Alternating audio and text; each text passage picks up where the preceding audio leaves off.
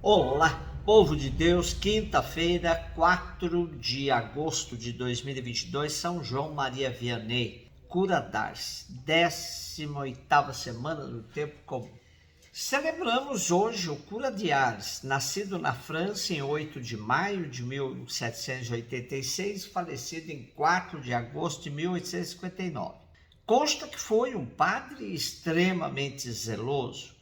Permaneceu 42 anos a paroquiar a pequena aldeia que transformou, graças à sua bondade, à pregação da palavra de Deus, à sua mortificação e à sua caridade. A sua fama espalhou-se de tal forma que gente de toda parte o procurava para se confessar e ouvir os seus conselhos.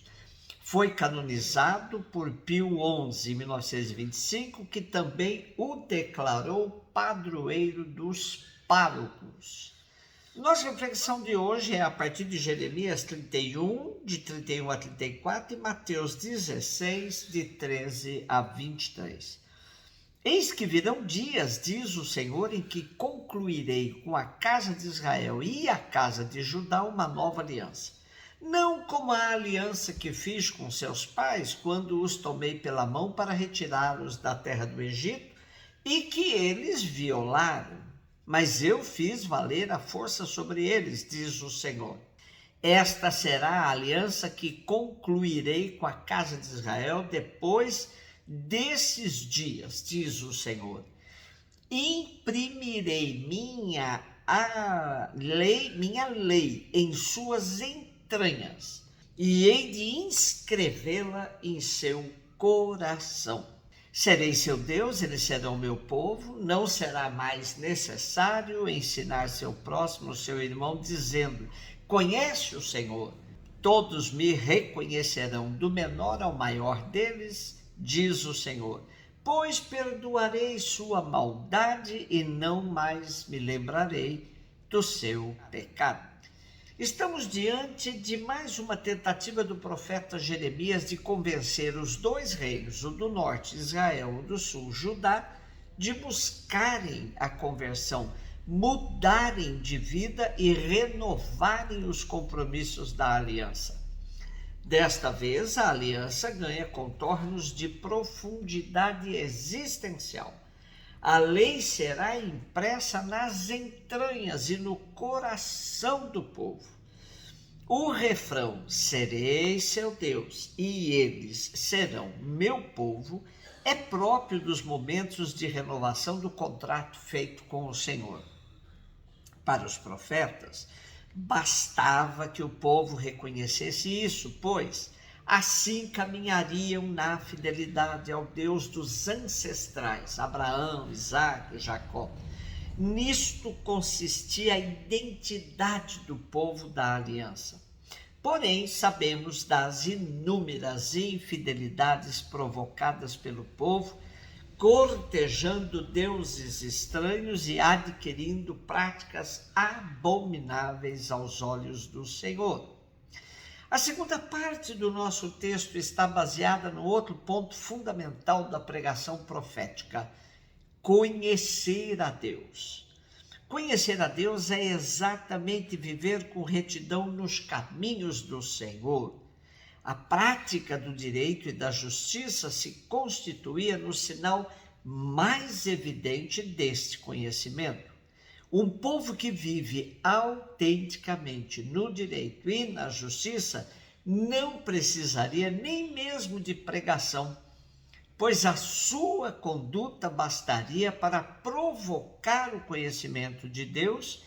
Sua maneira de viver seria suficiente para testemunhar que era um povo fiel e cumpridor de suas responsabilidades.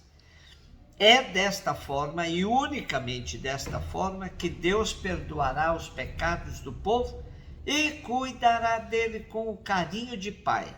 Serei seu Deus e ele será o meu povo. Mateus 16, 13 e 23. Jesus foi à região de Cesareia de Filipe e ali perguntou aos seus discípulos: quem dizem os homens ser o Filho do Homem? E eles responderam: Alguns dizem que é João Batista, outros que é Elias, outros ainda que é Jeremias ou algum dos profetas. Então Jesus lhes perguntou: E vós, quem dizeis que eu sou? Simão Pedro respondeu: Tu és o Messias, o Filho do Deus vivo. Respondendo Jesus lhe disse: Feliz é tu, Simão, filho de Jonas, porque não foi um ser humano que te revelou isso, mas o meu Pai que está no céu. Por isso eu te digo que tu és Pedro. Sobre esta pedra construirei minha igreja, e o poder do inferno nunca poderá vencê-la. Eu te darei a chave do reino dos céus. Tudo que tu ligares na terra será ligado nos céus, tudo que tu desligares na terra será desligado nos céus. Jesus então ordenou aos discípulos que não dissessem a ninguém que ele era o Messias. Jesus começou a mostrar aos seus discípulos que devia ir a Jerusalém e sofrer muito da parte dos anciãos, dos sumos sacerdotes e dos mestres da lei, e que devia ser morto e ressuscitar no terceiro dia.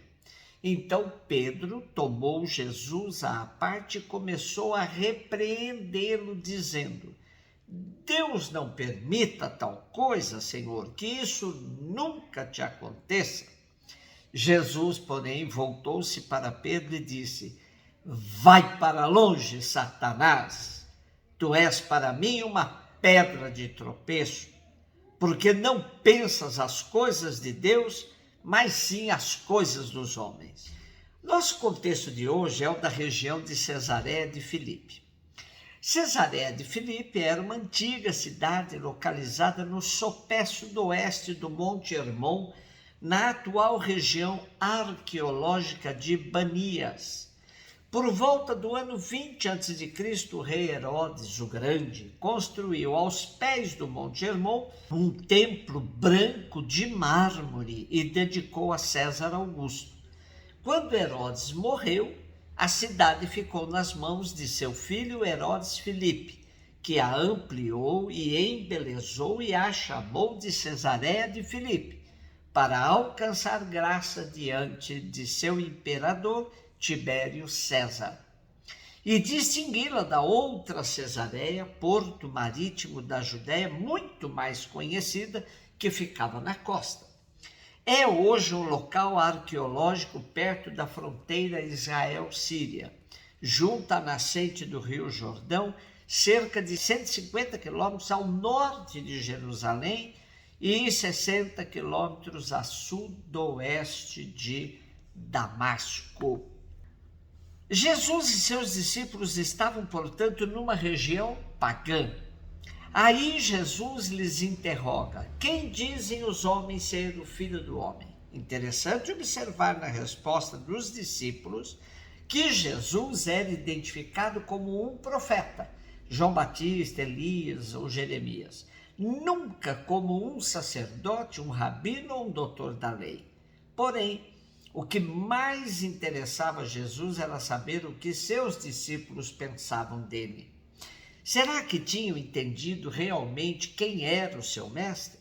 Simão Pedro respondeu: Tu és o Messias, o Filho do Deus vivo. Tal resposta merece de Jesus um elogio e a confiança de uma missão: ser pedra de alicerce na comunidade dos seguidores de Jesus. Posto isso, Jesus então toma a decisão de deixar clara a natureza de seu messianismo e lhes anuncia a sua paixão, sofrimento, assassinato e ressurreição. O messianismo que Pedro tinha na cabeça era outro, não passava por essa trajetória e por isso ele tenta desviar Jesus do seu caminho. A pedra do alicerce da comunidade se transforma assim em pedra de tropeço e merece de Jesus uma dura reprimenda: vai para longe, Satanás. E Jesus ainda lhe diz que ele não pensa de acordo com o projeto do Pai e que seu messianismo não passava de um plano humano. O evangelho de hoje nos provoca a dar a nossa resposta pessoal.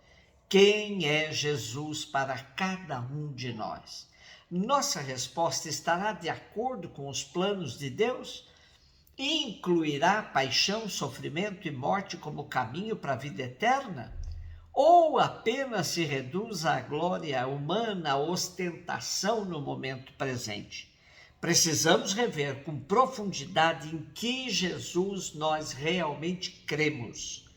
Sobretudo nos dias de hoje em que tantos falam em nome de Jesus, torna-se fundamental saber ao certo em qual Jesus nós cremos.